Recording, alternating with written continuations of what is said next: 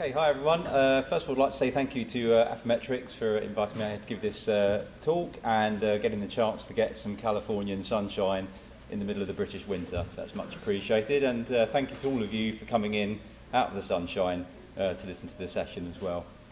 So I'm going to be telling you about our new Axiom chip. It's been nicely prefaced now. We know all about the different formats, so you know what's going on there. My talk title is a public Axiom SNP chip for wheat, and it really has a subtitle. I don't want to make it too long, but really it's about actually getting lots of wild relative SNPs on as well. This is the really key new thing about this array. Okay, so first of all, let's set the scene. Obviously, wheat, if you're not working in crops, wheat is a very important crop globally. So it's right up there with rice and maize as one of the major carbohydrate sources. We're talking about over 500 million tonnes produced annually in the world today. In the UK, of course, it's very important to us because we don't grow any rice and we grow very little maize, so we're particularly interested in wheat in the UK. Again, just setting the scene, of course, we all know, and I'm sure you've seen in many talks, population growth is going up. We're looking at perhaps 50% extra population compared to what we've got today by the end of the century, so it's important that we produce more food, and obviously especially important for all the major crops that we see further increases in yield. Now, here we hit a rather worrying trend. If we look at the way that wheat production has gone, if we go back to sort of pre-war eras, we've probably got around about 2 tonnes per hectare. This is actually UK data, where we now grow wheat very intensively. But we used to get around 2 tonnes per hectare. Of course, we have the Green Revolution, the 1950s here, saw the introduction of dwarfing genes, which meant we had short stature plants, so you could put more nutrient additions on, get bigger grain heads, and with a short plant, the grain head wouldn't fall over what we call lodging, so we could actually take the yields further. So the Green Revolution, dwarfing genes, and then further genetic improvement. The breeders, of course, are always working, crossing the best varieties with the other best varieties, but it does look as if we may be reaching a plateau now. And this is not surprising because wheat's actually a crop with very little diversity in it, and I'll show you why that is in a moment. So it could be, as the breeders breed the best they've got with the best they've got, we're now going around in circles and we've reached a point where there's not really any more genetic variation. We've realised that's something we need to tackle if we're going to, up the food production to meet the increased demand. Now you can see here why we have actually a problem with diversity in modern day hexaploid bread wheat. So bread wheat is a hexaploid. Its evolutionary origin is that there was an A genome diploid which combined with a B genome diploid, so these two created together tetraploid wheat. That's the Durham and Emma wheats that we still use today. Durham wheat is your pasta wheat. That tetraploid would then have crossed with another diploid wheat, an Aegilops tauschii, to produce initially a sterile triploid, so that wouldn't have gone anywhere. But then a rare event would have been the spontaneous doubling of that triploid to produce a viable, fertile hexaploid, which is what we see today. Now this event happened, we think, around about 10,000 years ago and probably gave birth to modern agriculture in the sort of fertile crescent. Now, the problem is, from a genetic point of view, this represents a rare event and therefore it's a genetic bottleneck. So we don't have much genetic diversity in hexaploid wheat compared to all that diversity that would have been in its wild relatives. So this was an event that may have only happened once or a few times, we don't know. Now, just to add to that, we've got then a crop with really limited genetic diversity. There's certainly a lot less diversity in wheat than there is in maize or rice, but wheat also has a very large complex genome. So if we look at the genome size, wheat has a genome of about 17 megabase pairs, so it dwarfs human. It's also much larger than the sequenced important crops, maize and rice. There is absolutely tiny by comparison. So we don't have anything like a full genome sequence yet either. So basically, to summarise, setting the scene as to why we need to improve wheat, we're going to obviously need to produce more food. There's the issue of greater environmental uncertainty, water limitation, maybe changes in temperature throughout the world. We don't want to have to just use increasing amounts of agrochemicals. That's not a route we want to go down. It's not very sustainable. So we've got to try and increase yields in a crop which has got very limited genetic variation and a very large complex genome. So this is quite a challenge. So in the UK, and there are actually similar programs throughout the world, we're collaborating with people in France and Canada who've got similar programs. This is something that all breeders realise needs to happen. We need to have a public effort to actually get more genetic diversity into our elite germplasm in order to move forward. And the way that we're doing this, funded by BBSRC, is actually take a three-pronged approach. The first of these is to go back to what we call land races, so non-elite cultivars, the kind of things you can find growing still in various parts of the world. This is pillar one, and this is work that's going on at the Genotyping Centre, where they have a large collection of diverse germplasm, and this work's headed up by Simon Griffiths. The second prong is to actually resynthesize hexaploid wheat. I'm going to tell you a bit more detail about each of these as we go along. This work's going on, directed by Andy Greenland at NIAB. And then the third pillar, so we're making sure we've got all the bases covered, is to basically introgress. We used to call these aliens, but that scares people off, so we now call them ancestral. It's not perhaps quite the right word, but it's friendlier. So we're going to try and introgress things like rye and thinopyra and just get genes in from those other grass species. And this work's going on at the University of Nottingham with Julie King, who I can see is here, and Ian King as well.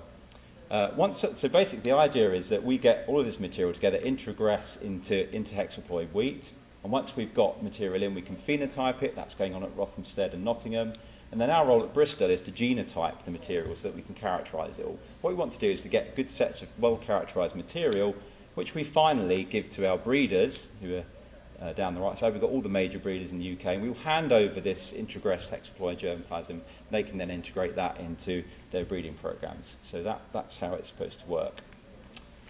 We've got a website, Wheat Institute's strategic programme, wisp.org, so you can look up all the activities we're doing. I'm just going to give you a bit more detail now on each of the components that we're working on. So first of all, the land races. This is quite straightforward. Basically, we've got a collection at the Johnnis, a fantastic collection collected by Watkins in the 1930s. There are over 1,200 accessions from 32 countries, so the ones marked in red here. And for the WISP programme, we're just taking a selection of these which have been put together to capture a decent amount of diversity across these regions. They're hexaploids already, so they're relatively straightforward to breed into elite germplasm, so that's quite straightforward. The second part is the synthetics. This is a bit more complicated.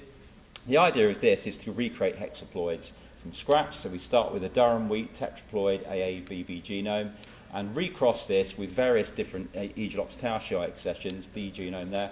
This will produce, as it would have happened originally in the evolution of wheat, will produce an infertile triploid, but we can persuade that in the lab to undergo chromosome doubling with the application of colchicine or caffeine and produce a new synthetic wheat, which will have novel diversity captured from these different Aegilops tauschi accessions. The last one I'm going to just detail briefly is the ancestral gene introgression, and if you want to know more about this, Julie's in the audience here. You can perhaps be best to catch her and ask more details. The basic idea is to take relatives such as rye, Aegilops speltoides, Thinopyrum bessarabicum and Triticum auratu, to cross these into wheat. And this is the kind of thing that we would see once we make these introgressions. This is an example of one of the crosses between Aegilops speltoides and wheat that we've made. And then we've done some very basic genotyping with the few markers that we already had to show where there are blocks of introgression into the different, we've got the 7 wheat chromosomes there, and we can see dark blue chunks of Aegilops speltoides that's been introgressed in. What we'd really like to do in this program is to develop nice overlapping sets. We don't want to introduce too much Aegilops speltoides into any one wheat line, because that's going to drag over unwanted traits. So we might have a resistance gene perhaps in a small segment that we want to introgress. We don't want to bring across a whole chromosome, because that's going to bring traits that we don't want. So the ideal endpoint would be to have a set like this. So for 1 wheat chromosome, we might have lots of different population members, each of which has got a nice separate little chunk there of Aegilops speltoides introgressed into it. Now, of course, the only way that we're going to know whether we've achieved this or not is to have good genotyping. So if we haven't got high density genotyping available, we won't know. We won't be able to spot, a small introgression there, for example. If we don't have lots of markers, we won't know we've achieved that. So what we need to do then is to get lots of markers which are polymorphic, not just as with the existing wheat arrays where there are lots of polymorphisms available between hexaploid elite wheat varieties, but we need to also pick up polymorphisms, in this case between aegilops and wheat, and there aren't any arrays that offer that at the present time. So the first thing we had to do then was to generate lots of SNPs, and we did this a couple of years ago. We started this process, so we basically did Nimbogen capture, exome capture sequencing on a whole load of different varieties. So we started off with elite cultivars, so we sequenced 10 elite cultivars, mostly UK varieties because that's our interest. We sequenced 9 of these Watkins lines, these land races from around the world, and we sequenced a whole list then of these wild relatives. So we've got rye, thinopyrum, and so on, lots of accessions there. So we had the sequence data. This is Illumina sequencing. We could then mine that for the SNPs that we wanted. And we ended up with about 48x coverage of the exomes that we sequenced. And we managed to get the following sort of numbers. We've got about 100,000 SNPs between the hexaploid varieties, 290,000 between our elite varieties and the land races that we included, so extra SNPs there. You can see the extra diversity coming in from the land races. But then when we got the really big hit was when the numbers that we got when we compared SNPs between hexaploid wheat and then these ancestors, rye, thinopyrum, and so on. We got a really large number of SNPs. Not surprisingly, these things are quite different genetically, so we'd expect to find lots of SNPs. So we had there a really big set of SNPs ready to use. The problem is, at this level, an in silico SNP is not much use. We had to have some way of validating very, very large numbers of SNPs, and that was really a problem that it wasn't immediately obvious how we were going to solve. So the thing about having a hexaploid species is when you've got an in silico SNP, it's not very easy to work out how that's going to perform when you actually put it onto an array or any kind of genotyping platform, CASP, whatever. And this is especially going to be true if we're trying to get SNPs in silico, which are going to differ between hexaploid wheat and between a progenitor. The basic reason is we really don't know. It's a black box to work out how the probes are actually going to perform in hexaploid wheat. You know, will they bind to all the 3 genomes equally? Will only one of the genomes be represented? The same is true then when you come to look at the progenitors. We don't know if the probes design will even bind to thinopyrum or rye and so on. So it's a big headache to get validation. So this is where we teamed up with Affymetrix. So this turned out to be a really useful arrangement for us. So basically Affymetrix, who wanted to get a wheat genotyping around the market, and us, who had a large number of SNPs which we were desperate to validate and find out if they worked. So what we did initially is we used one of these 96 formats. It's actually a 2-peg design, which means we need 2 96 plates to genotype each individual. So what we put onto this 820K chip was our elite SNPs, but also critically the SNPs between the elites and all of the land races and relatives as well. So we put the whole lot on there. And then we were able to start screening. Now, we heard earlier about the fast turnaround of this technology. That's certainly been true for us. We basically designed the chip in the middle of last year. We got the chips in the autumn, and we started screening them, and the screening was completed just before Christmas. So for us, that's been a really quick turnaround. So of course, we had to then put some material onto the arrays to actually see what would work. So we put on our elite varieties, our land races, our relatives, some synthetics, but we also put on some mapping populations. We put 3 different mapping populations on so that we could find the positions of all our SNPs, and we also put on some deletion lines which allow physical mapping for where you can't get genetic mapping. I'm not going to say anything about how the technology works. There's plenty of Affy people who you can ask afterwards. So, preliminary results. Now, bearing in mind that we got the last of the arrays just before Christmas, and I've got to thank Sasha Allen in our group for even working through some of Christmas to get the results. But the key thing is that the calling, this is an 820K feature array. The calling of all these SNPs has been almost immediate. Okay, so certainly other technologies we've looked at, it's taken a lot of people a very long time to actually go through and manually call the SNPs. So we've progressed really quickly here to get to the results that we want. So just need to tell you quickly about the results. You've seen this figure already on the previous talk. Now basically we're looking for certain types of SNPs. Some are useful, some are going to be throwaways at this stage. So the ones that we want are poly high resolution. Those are good for us. Those are monomorphic, they're no good. These off-target variants, we can use those. We expect to get those in our program. And no minor hom is also useful to us. That's what you'd expect to get with a polyploid like wheat. These two categories here, core rate below threshold and other, we don't want to see those. So we needed to then, first of all, see which of our SNPs were going to fall into these categories.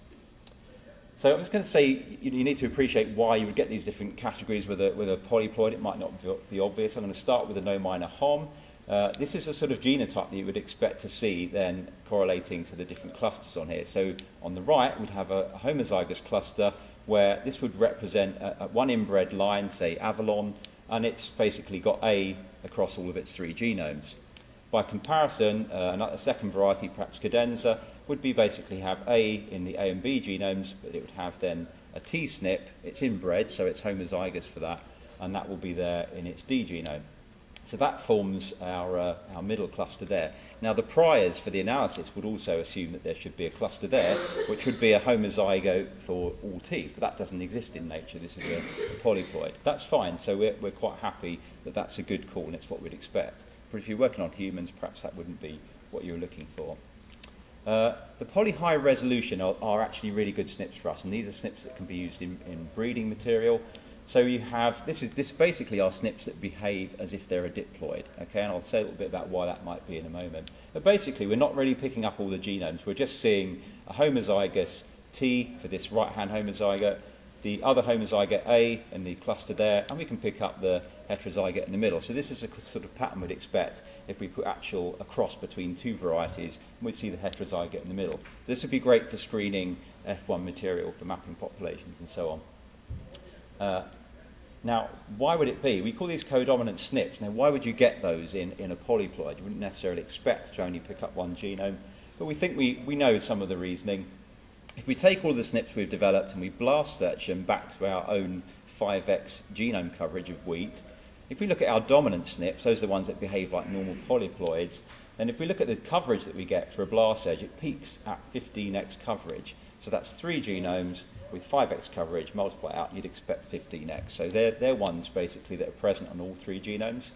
But if we look at our codominant SNPs, the ones that behave as poly high res, then we can see a second peak when we blast search those and find that a whole load of them only have 5x coverage. So that's what we'd expect if they're present on only one genome. So that's one explanation. That's great, we're really happy with that we just happen to pick up some genes which are only present on one of the genomes. It could be ancestrally there was only one genome that contributed that gene, or it could be there's been gene loss after polyploidization.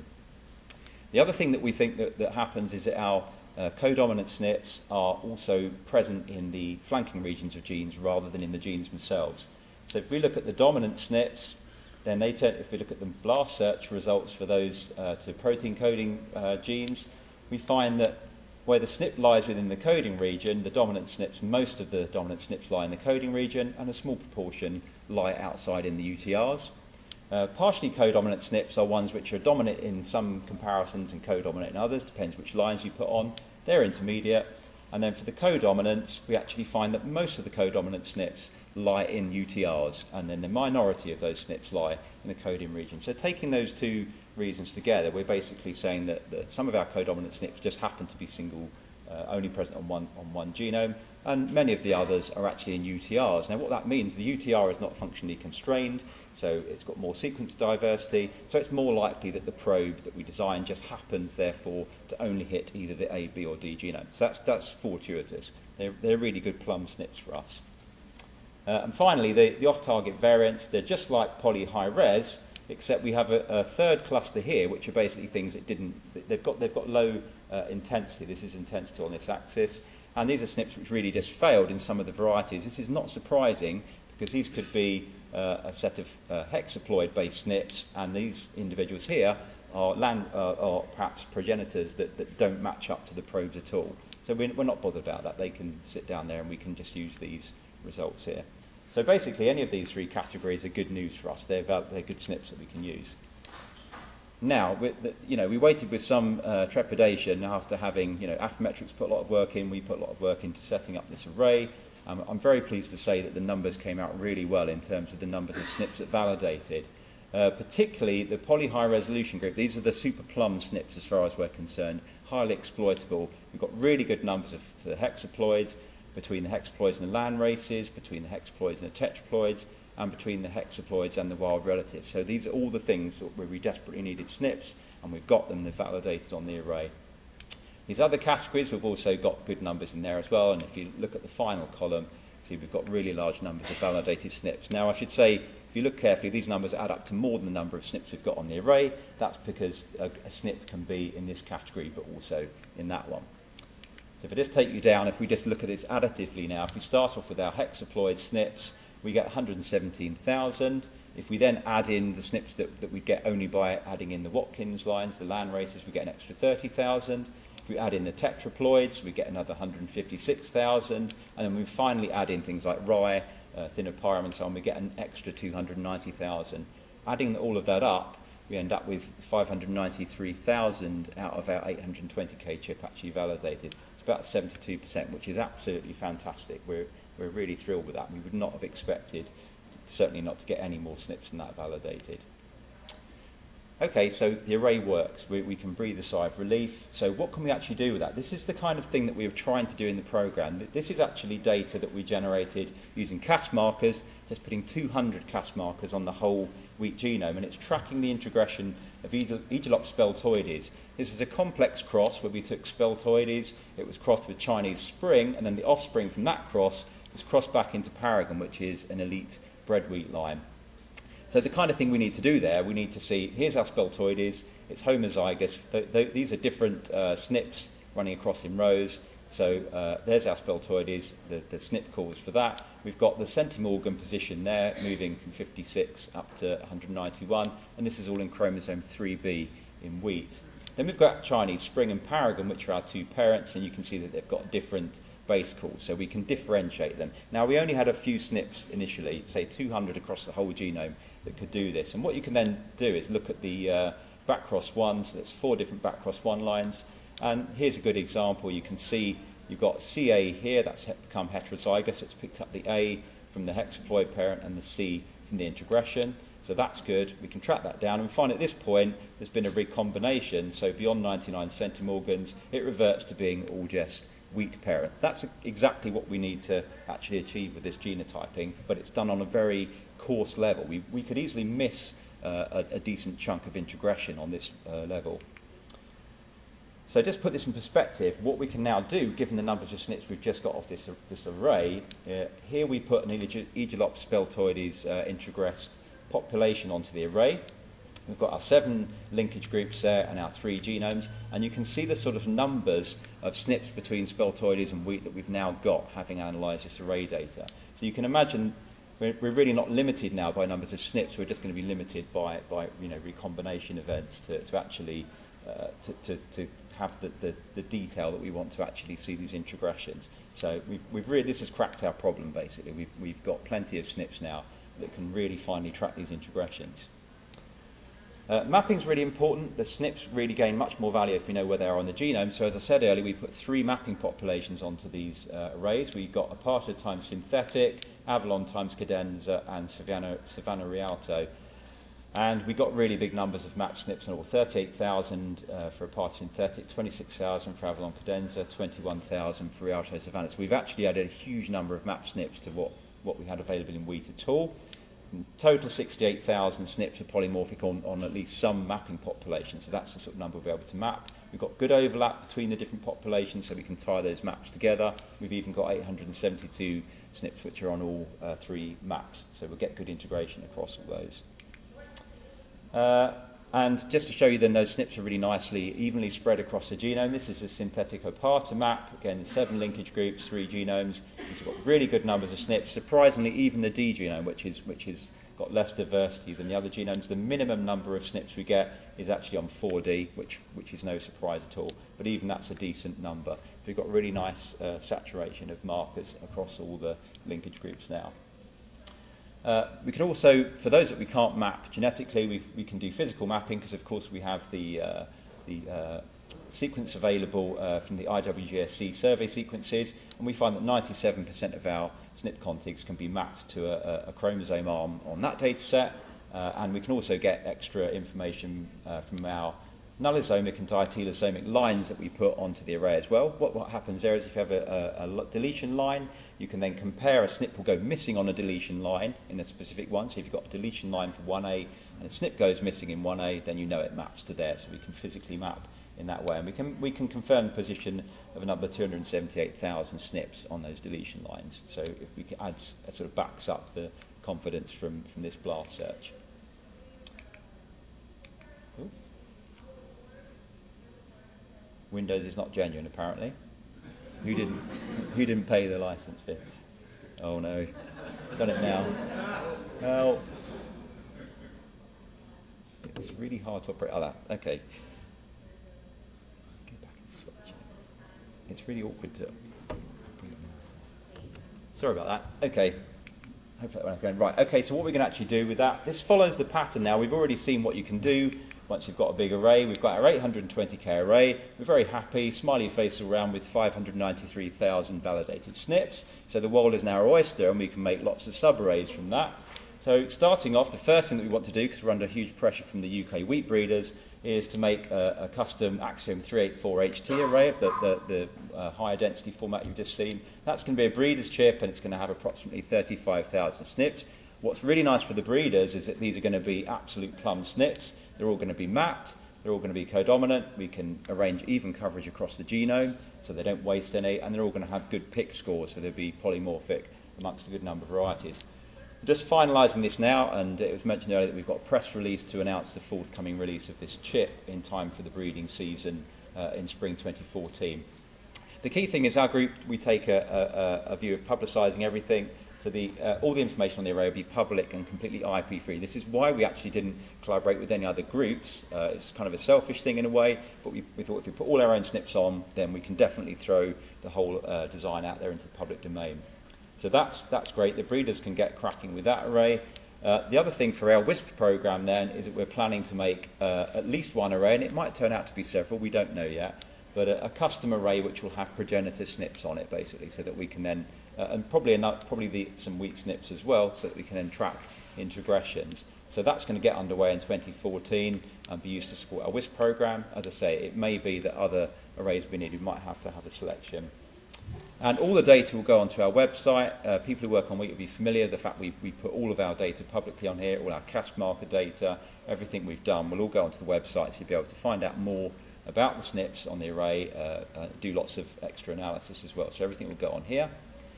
So just to give you quick conclusions, tracking introgressions, it looked like a very difficult job. We actually started to really quite worry about it, having got the funding for it and really wondering if we could do it. We needed very large numbers of SNPs and we were a bit worried about validating all those, but the development of this 800k array has basically cracked the problem. It's worked and we can breathe a sigh of relief. So we're now going to go on to produce multiple 35k arrays, which will give us access to really low-cost genotyping. So the breeders really want that, and it will allow us to get through the sample numbers that we need to do for the WISP program. As I say, just to re-emphasise, all the data is going to be public. We've got a bit more validation to do, but everything will be coming out, so anyone can use those SNPs.